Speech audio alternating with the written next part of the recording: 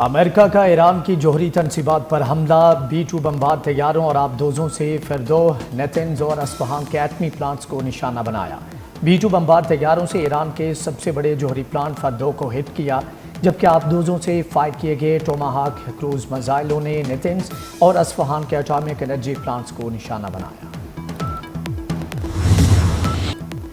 ایران پر امریکی حملے سے متعلق تفصیلات امریکی صدر ٹرمپ نے سوشل میڈیا پر شیئر کی۔ لکھا، ایران کے 3 جوہری سائٹس پر حملے کامیابی سے مکمل کیے گئے، فردو ایٹمی پلانٹ مکمل طور پر تباہ کر دیا گیا۔ اس شاندار کامیابی کا سہرا ہمارے بہادر امریکی فوجیوں کے سر ہے۔ اب وقت ہے کہ ہم امن کی طرف قدم بڑھائیں۔ ایران باز نہ آیا تو دوبارہ اور مزید سخت حملے کریں گے۔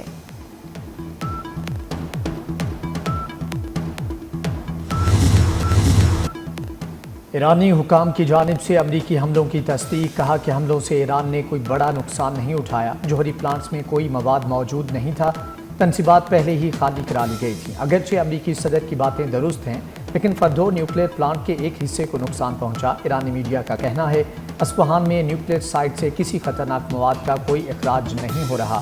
اصفہان کے نائب گورنر کے مطابق حملوں میں کوئی جانی نقصان نہیں ہوا۔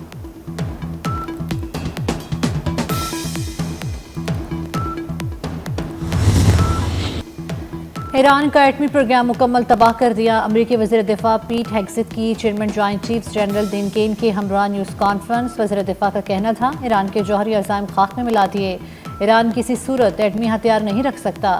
امریکی صدر نے بار بار ایران کو تنبیہ کی، دنیا کو امریکی صدر کی بات سننا ہوگی۔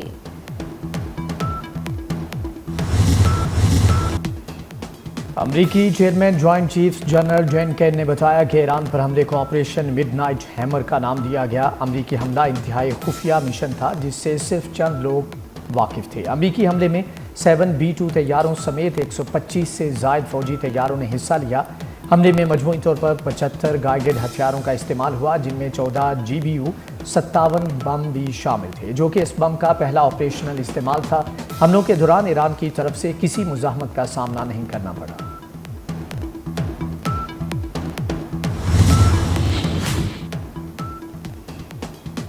وزیر اعظم شہباز شریف اور ایرانی صدر کے درمیان ٹیلی فونک رابطہ۔ وزیر اعظم نے امریکی حملوں اور اسرائیلی جارحیت کی مذمت کی۔ ایرانی عوام اور حکومت کے ساتھ پاکستان کی غیر متزلزل یکجہتی کا اعادہ۔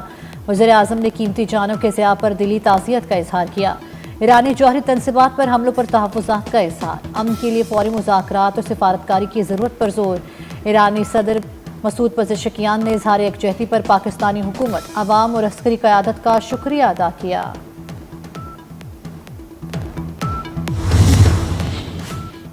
وزیر اعظم شہباز شریف نے قومی سلامتی کمیٹی کا اہم ترین اجلاس کل طلب کر لیا۔ عسکری اور سول قیادت شرکت کرے گی۔ فیلڈ مارشل سید عاصم منیر حالیہ دورہ امریکہ پر شرکاء کو اعتماد ملیں گے۔ اجلاس میں ایران، اسرائیل، امریکہ تنازع پر تفصیلی مشاورت ہوگی۔ خطے میں کشیدگی کم کرنے سمیت دیگر اہم امور پر بڑے فیصلوں کا امکان ہے۔ امریکی جارحیت کے تباہ کن نتائج برآمد ہوں گے۔ ایرانی وزیر خارجہ عباس عراقچی نے خبردار کر دیا۔ استنبول میں میڈیا سے بات کرتے ہوئے کہا اپنی آزادی اور خود مختاری پر سمجھوتا نہیں کریں گے۔ ڈونلڈ ٹرمپ نے وعدہ خلافی کی۔ امریکہ نے ایرانی عوام کے خلاف خطرناک عسکری کارروائی کا ارتکاب کیا۔ دنیا کو بھولنا نہیں چاہیے کہ سفارتکاری سے انکار ایران نہیں امریکہ نے کیا۔ اقوام متحدہ میں ایرانی مشن کا سلامتی کونسل کا ہنگامی اجلاس بلانے کا مطالبہ۔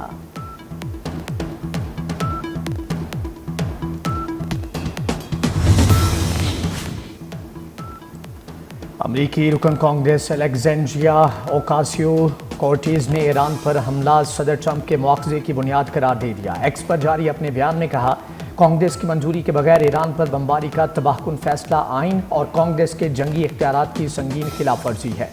سینیٹر برنی سینڈرز بولے کہ ٹرمپ کو جنگ کے فیصلے کا اختیار نہیں، ٹرمپ نے امریکہ کو ایک نہ ختم ہونے والی جنگ میں جھونکنے کا خطرہ مول لے لیا ہے۔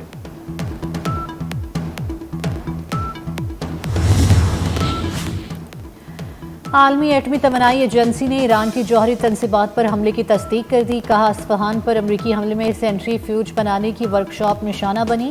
یہاں یورینیم افزودگی کے لیے آلات تیار کیے جاتے ہیں لیکن جوہری مواد ذخیرہ نہیں ہوتا۔ اصفہان کے نزدیک جوہری تنصیب میں کوئی جوہری مواد تھا ہی نہیں اور نہ حملے سے تابکاری کا خدشہ ہے۔ امریکی حملوں کے بعد کی صورتحال پر غور کے لیے IAEA کا ہنگامی اجلاس کل ویانا میں ہوگا۔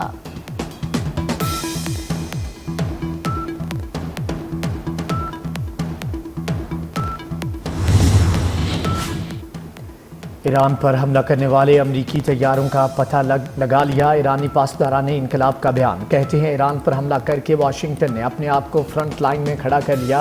امریکی حکومت نے مشرق وسطیٰ کی ماضی کی جنگوں سے سبق نہیں سیکھا۔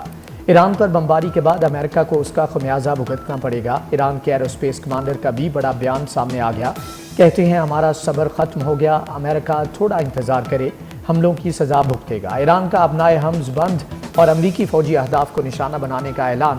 ایرانی سپریم لیڈر آیت اللہ سید علی خامنائی نے کہا کہ امریکہ جنگ میں اپنے نقصان کے لیے داخل ہو گیا، امریکہ کو پہنچنے والا نقصان ایران سے کہیں زیادہ ہوگا۔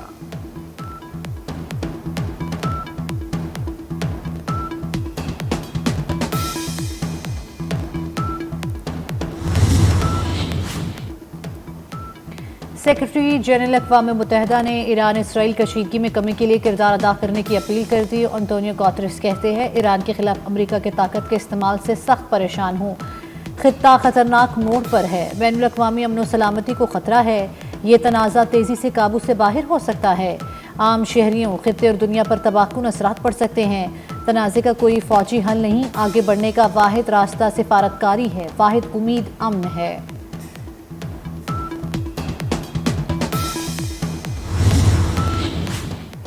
روس کی ایران پر حملوں کی شدید مذمت، کہا امریکہ نے سلامتی کونسل قراردادوں کو پامال کیا۔ امریکی اقدام مشرق وسطیٰ میں بڑے تنازع کو جنم دے گا۔ دمتری میدویدیو کہتے ہیں کہ امریکی جارحیت آیت اللہ خامنائی کو مزید مضبوط کرے گی۔ اس طرح کے حملوں سے ٹرمپ کو نوبل انعام نہیں ملے گا۔ چین کا امریکی حملوں پر اظہار تشویش، فری کیمپ سے فوری جنگ بندی کا مطالبہ۔ سعودی عرب کی بھی امریکی حملوں کی مذمت، فری کیمپ سے تحمل کا مظاہرہ کرنے کی اپیل۔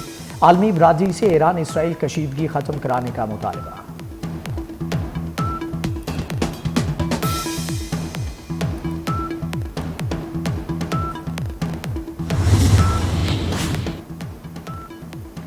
دنیا کے مختلف ملکوں کی ایران پر امریکی حملوں کی مذمت، کیوبا اور وینزویلا نے امریکی حملوں کو ایران کے خلاف جارحیت قرار دے دیا۔ کیوبا کے صدر نے کہا امریکی حملہ مشرق وسطیٰ کی صورتحال کو مزید کشیدہ کر دے گا۔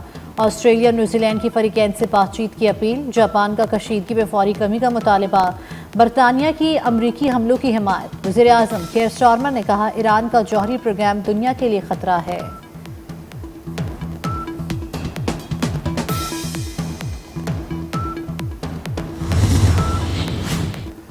امریکہ کا ایران کی ایٹمی تنصیبات پر حملہ، یورپی یونین کا کشیدگی کم کرنے اور مذاکرات کی ضرورت پر زور۔ یورپی یونین خارجہ پالیسی کی سربراہ کاجا کالاس کا کہنا ہے کہ ایران کو جوہری ہتھیار بنانے کی اجازت نہیں ہونی چاہیے۔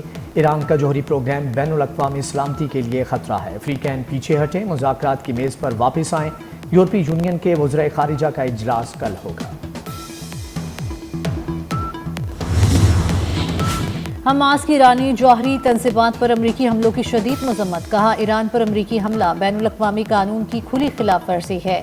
یمن کی حوثی تنظیم انصار اللہ کی امریکہ کو دھمکی، حوثی فورس کے ترجمان کے مطابق ایران کی جوہری تنصیب پر حملہ جنگ کا خاتمہ نہیں بلکہ یہ ایک آغاز ہے، اب مار کے بھاگ جانے کا وقت ختم ہو چکا۔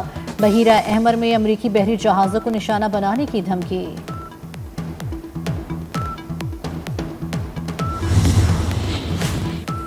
نائب وزیر اعظم اسحاق ڈار کی ایرانی وزیر خارجہ سید عباس عراقچی سے استنبول میں ملاقات، پاکستان کے ایران پر اسرائیلی حملوں کی شدید مذمت۔ اسحاق ڈار نے کہا ایران کی ایٹمی تنصیبات پر امریکی حملے بھی قابل مذمت ہیں، پاکستان ایران کی خود مختاری اور علاقائی سالمیت کی مکمل حمایت کرتا ہے۔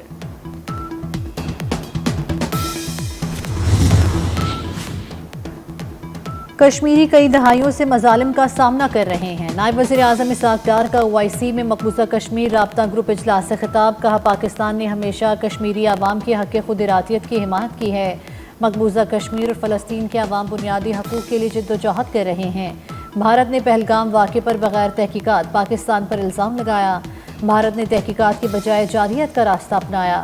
پاکستان مقبوضہ کشمیر کے عوام کی سفارتی اور اخلاقی مدد جاری رکھے گا۔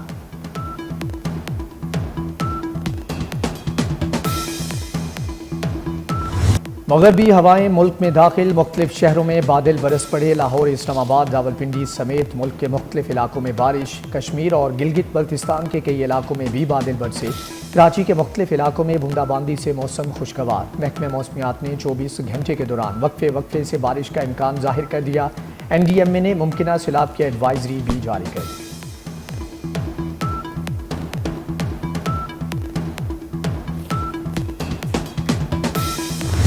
कव्वाली को मुनफरिद अंदाज देने वाले अमजद साबरी को हमसे बिछड़े 9 साल हो गए। अमजद साबरी मारूफ कव्वाल साबरी घराने से ताल्लुक़ रखते थे और गुलाम फरीद साबरी के साहबजादे थे। अमजद साबरी को 16 रमज़ान 2016 को लियाकताबाद कराची में कत्ल कर दिया गया था। और कार्टून के शौकीन बच्चों के लिए अच्छी खबर, science fiction adventure film एलियो cinema घरों में रिलीज़ कर दी गई।